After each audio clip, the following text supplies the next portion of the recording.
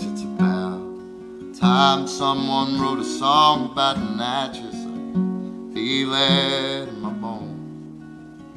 I could finally take this money from under the mattress, crawl in a bed of my own.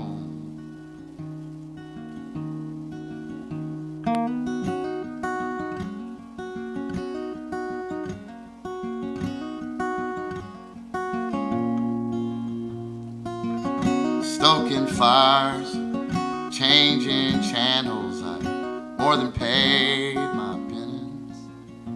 And I've done time, baby, overnight. I overstayed my sentence in this life and storm.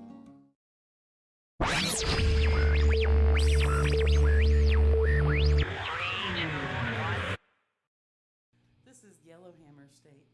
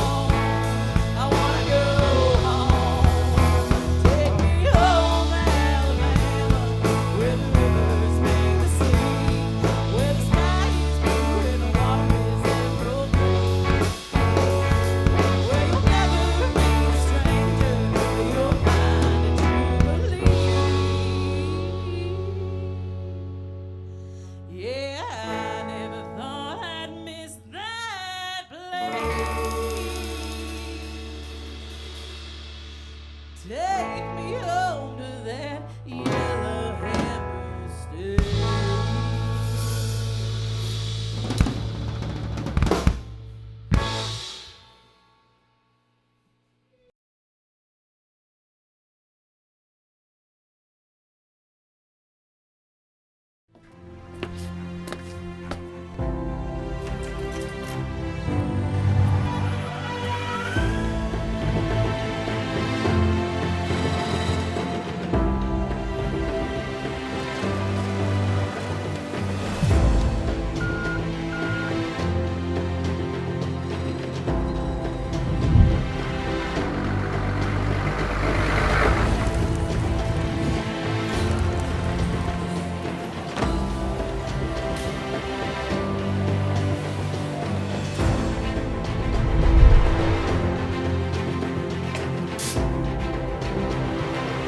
Since 1934. 4 generations. Loyalty, teamwork, service. 90 years strong. Thank you, Mississippi Gulf Coast. We're proud to be your beverage leader. My name is Colin McQuilkin, and I am the owner of Colin McQuilkin Designs. My background is from concert lighting, touring, set design, and then as well fabrication of set pieces. And then I've moved my company, and we've gone in the direction of product branding, and now we're to the point where we're making sculptures, public art pieces, which is all new to me. I've got 2 public art pieces, and so we're doing Party at the Blue Towers, which is here at the Walter Anderson Museum. How did you come up with the name Party at the Blue Towers? How did you come up with the concept for it? How did it start? It started in Tulum, Mexico. I was staying at a resort. It wasn't even a resort. It was this badass little spot, and they had all these sculptures from around the world, and so I saw these towers with patterns cut out that did patterns all over the beach. So I was like, I could recreate that in a different shape, different material. So the name of the sculptures is Las Torres Azules, which is the Blue Towers. And to sell it as a festival in Mississippi, Las Torres Azules doesn't fly off the tongue for every Mississippian. So Party of the Blue Towers made more sense. I had to get talked into that one, and it was, once my friend said Party of the Blue Towers, like, oh, that's it. So that's where we got the name. And the sculptures are a patina copper. It's got a bluish green tint to it, which is the patina copper part of it. So that's the Blue Towers. Talk to me about your relationship with WAMA, and how you chose for this to be the location for the show, and how welcoming the neighborhood has been. The neighbors have been great. Reached out to them just to get approval to see if we could do this thing. Walter Anderson's Museum has partnered with me for Silent Light the last 3 years, which we animate Walter Anderson's artwork and then projection map the surrounding architecture. So we've been partners in business for 3 years. We have one of our art sculptures hanging inside the museum. That's Brian Milling and I, which is Engraving Hub, is my partner in building sculptures, fabricating sculptures. Then the Party at the Blue Towers, or the Las Torres Azules, they commissioned me, and these were supposed to be done for the event Silent Light. And just time pressure, we couldn't get them done in time. So I parlayed them and then built a whole nother festival around them. What we're going to do at this event with these sculptures is, my vision for these things was, they're really stoic copper sculptures with mirrors at the top. Well, with the mirrors, seeing my background in concert production, I wanted to bang lasers off these things since the whole concept came up. So we're bringing a huge laser show to shoot off the sculptures and reflect into the trees and create this whole visual experience. As well, we're doing a fashion show. I have an apparel line that I want to push, Sales Are Up Apparel. And really, the fashion show is about product branding with my company. We're going to do patterns of other fashion lines on the buildings that we're going to projection map. We'll have the logos of the company. So that was the whole just idea behind the fashion show, was to elevate my company with product branding. Yes, this is my first, so me producing the show myself, it's the first one. Silent Light, I booked all the bands, but I had other people paying for it. So I just got to survive this one. And then I bought this inflatable dome called the Silky Sphere, and we're looking to do silent discos on the beach. We're looking to do intimate dinner parties. This dome is 40 by 40 feet that we projection map 360 degrees. And the goal would be to elevate local artists, animate their artwork, projection map it onto the dome 360 degrees while people have this immersive art experience. So that's what I'm looking to push in May. May 24th, I'm putting in to do an event on the beach, Front Beach in Ocean Springs. Talk a little bit about how important in a post-COVID world it is for people to come to events that are immersive. You hear that way more these days. Like, people, if they're going to leave their house, they want to come to something. Talk about your experiences with seeing that change.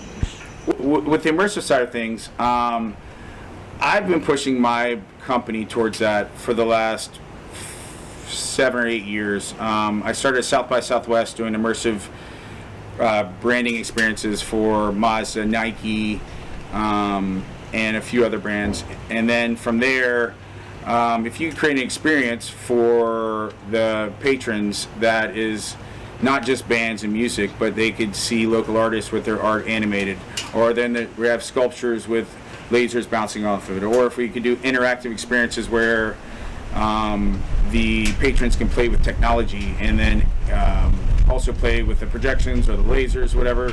So that's a type of environment I'm trying to provide for the crowds. So it's outside the box is the way I'd like to think about it. It's not your average or normal festival. We're inside the dome. We're going to be inside the dome. I like to think inside the dome. Yeah, I mean that's the dome is going to be a regular spectacle along the coast. Like I said, it's a 40 by 40 space, which it's like people can hang out inside. It's a little crowded. We're still projection mapping 360 degrees, so come outside and just vibe out. If it's a silent disco, you got headphones on. Who cares what the DJ's playing? Well, I'm upgrading my Instagram. I have my Silky Quilky at Silky Quilky page, but that's my personal page. So I'm switching everything over to Colin McQuilkin Design on Instagram. My website is www.colinmcquilkin.design, and I'm trying to figure that out. This event, that Party at the Blue Towers, is an all-age event. Kids 12 and younger get in for $5. It's $20 at the door, but it's including multiple artists along the coast. We have Blaine Jones Custom Suits, who are part of the fashion show. Baldies out of New Orleans, part of the fashion show. My company, Sales Rep Apparel. We've got Papa Molly Trio playing, Soul Stew playing, DJ Doug Funny wrapping up the party. And it's just going to be a good creative experience for the community, and come help support the local arts. Gulf Coast Artists Unlimited is inside of Edgewater Mall in Biloxi, Mississippi. Stop in and you will find handcrafted art, soap, dream catchers, wood carvings, and plenty more. If you are an artist looking for a space to sell, stop in to see Goldie. She is always looking for new creators to add to her already impressive roster.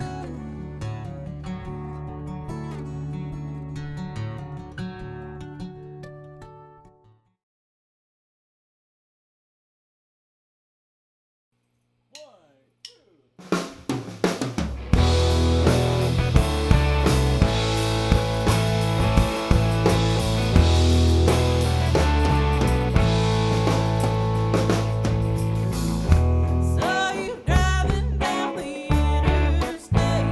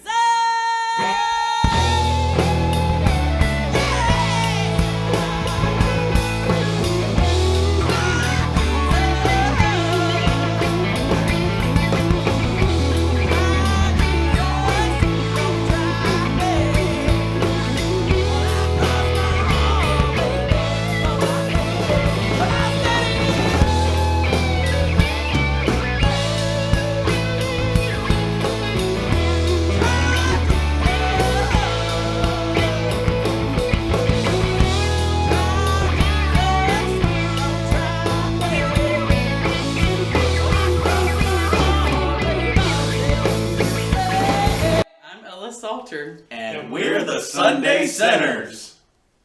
Can you hear? We were recording like YouTube videos for a while, and that was our intro. They worked really hard on it. They're very proud of that. Talk to me about the YouTube videos. How long ago was that? What were we doing that last summer? Yeah. We were we were trying to see. This is where I mess up all the time now. But my big idea was every time we rehearsed, we would record a couple of songs, so that way we start releasing videos on YouTube regularly. And we did really well for a month. Yeah. And then we got busy with other things, and that was right whenever we were getting ready to launch our crowdfunding campaign. So we got sucked into that and just didn't have time. Plus we were loaded down with shows. Yeah. So we got to get back to that. Yes, we did. It's on the list. We got busy sinning. We did. We sinned beyond our means. Tell me about your crowdfunding. So I actually got a message back in June from this guy who's not executive producer, but he's a producer with Edgewater Music Group out in Houston, Texas. And just wondering what we're up to, like if we're looking to put any new music out. And we had literally just started recording. Yep. We were going to be recording this album on our own. And a good friend of mine, Stephanie Hall, she's a songwriter in Pensacola, and she has her studio set up. Me and him went over there to start the first tracks. And laid the first tracks of the album, whenever I got the message from them. And we just started talking, and I ended up talking with everybody else at Edgewater, and they helped us develop a plan to launch a crowdfunding campaign to help us raise some money so we could go out there and record with them.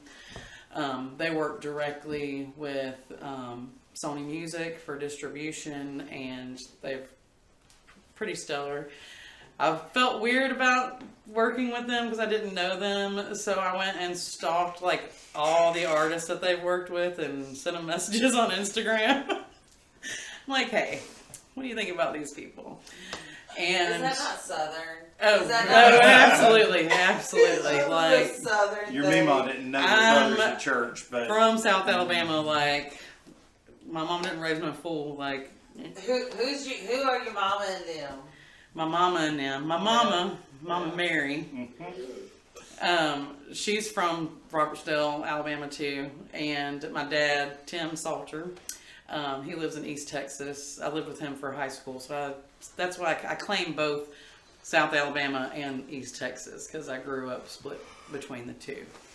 And they're wonderful. Our mama loved her so much. Oh, my mama's the best mama. Tell them what you Tell me how you got started with music.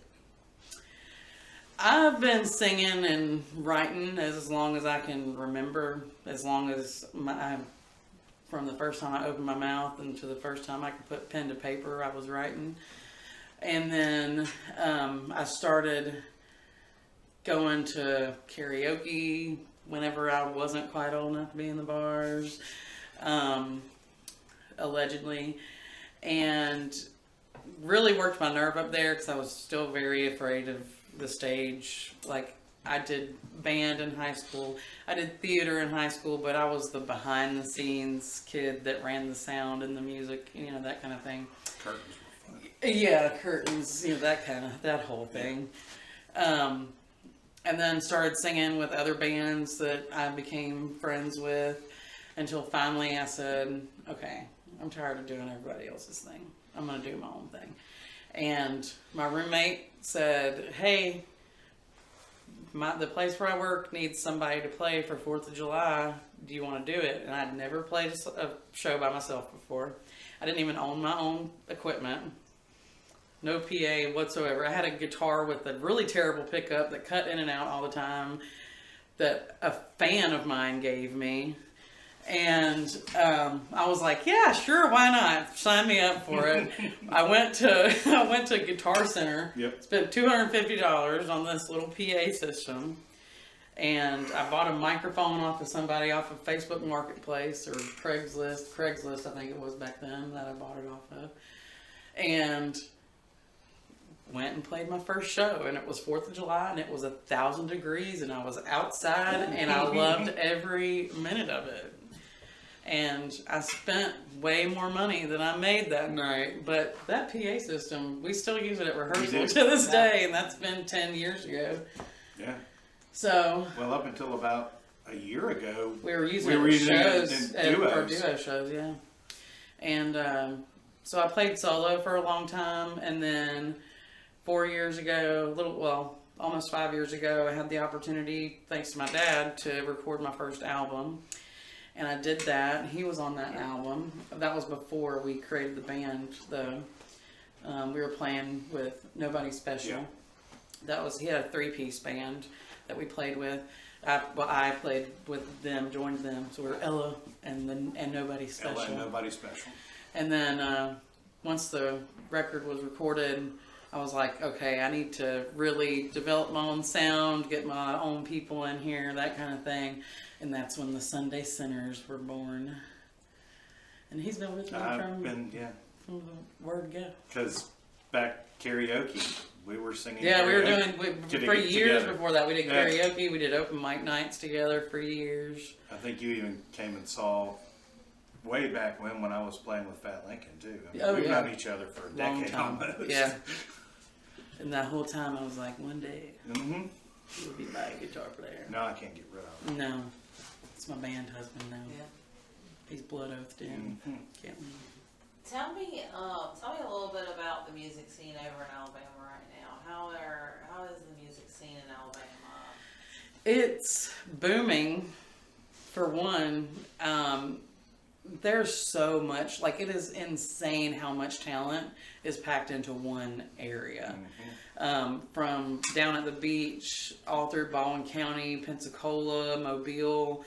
I mean, it's really just crazy how many amazing songwriters, musicians, bands there are out there, and you can Almost any genre. of almost any genre, yeah. And a lot that seems to be doing really well right now. Well, obviously you have like the Red Clay Strays, who are massively blown up, and I can't think of anybody who deserves it more than those guys. Right. You've got, Red and the Revelers are doing their thing, and it's just very eclectic. Ryan Balthrop, we love him. Very eclectic and very saturated with. I mean, it's just a stupid amount of talent, and it's a shame because there's not enough places for everybody to get. It's hard. Yeah. Get out there and have your music sing. What's the perfect type of gig for you guys? What's something you guys would really strive to want to do with your music? Because a lot of times it's not about the gig, it's about the venue. Right. We are moving more towards, we've done the whole bar scene, and don't get me wrong, we still are all up in that. But we've done that for a long time. When we started out, we were a cover band, primarily. That's all we did were covers. And you kind of have to do that to get your foot in the door at a lot of places, Then we've slowly started adding in originals until now we play shows and people are asking for our, that's what they want to hear. But we're going more towards ticketed shows, listening room type of situations. The ideal venue is a nice, I don't need a big auditorium or anything like that. I like a, intimate room where everybody's there to hear. You're not just background music, you're not making noise in a restaurant or whatever, people are there to hear the music. And, home in a decent hour. That's what really makes it at this point, because we're getting old. Mama tired. Yeah, Mama tired. Mama can't play till 2 o'clock in the morning anymore. Do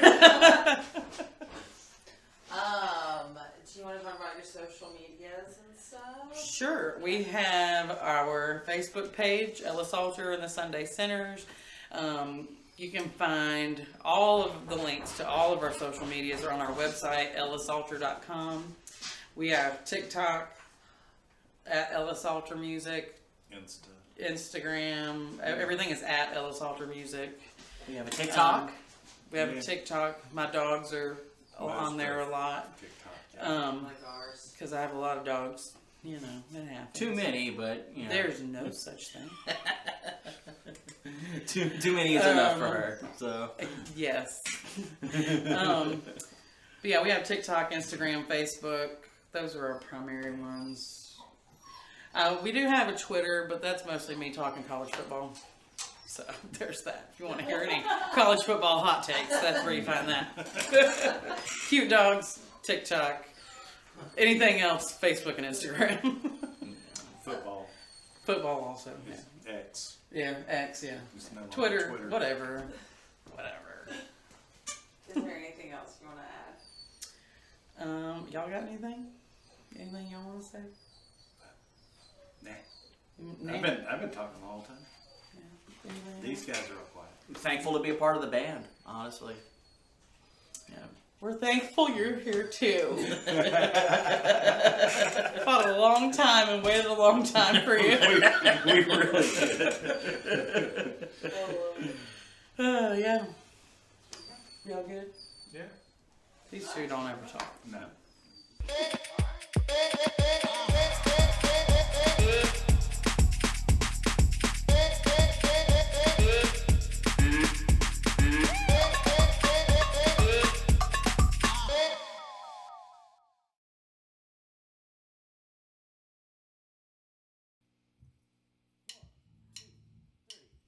Well, I've always had to bleach my blonde, bubblegum pink on my press-ons, gonna tease my hair to Jesus, spread like hell. They'll senior on my license plate, pour on the floor of my 68, back it up to the tongue, tow it on out of town. Well, they look down on me from their two-story house.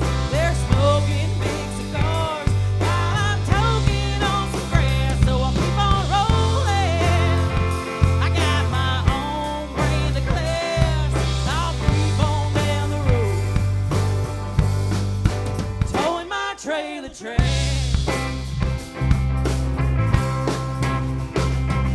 Well, I don't need to see Times Square to see a cowboy in his underwear, or chapel on the Vegas Strip to see the king. I much prefer the land of grace over a penthouse suite on Park Place and a pontoon party barge over your yacht club. Well, they look down on me from their two-story house. They're smoking big cigars while I'm toking on some grass, so I'll keep on rolling. I got my own brand of class. I'll keep on down the road, towing my trailer trash. Well, if you follow my trailer rail, I'll show you my side of town. Well, I've got my own brand of class, towing my trailer trash. Well,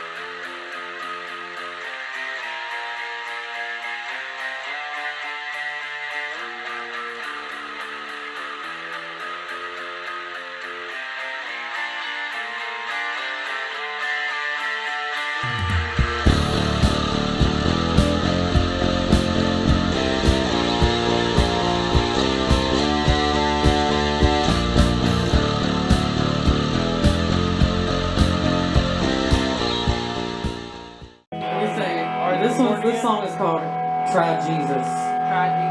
Also known as Try Jesus, parentheses. Don't try me. Don't try Mises.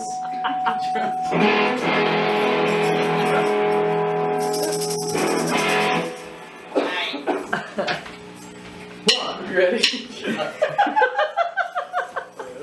Okay, yeah.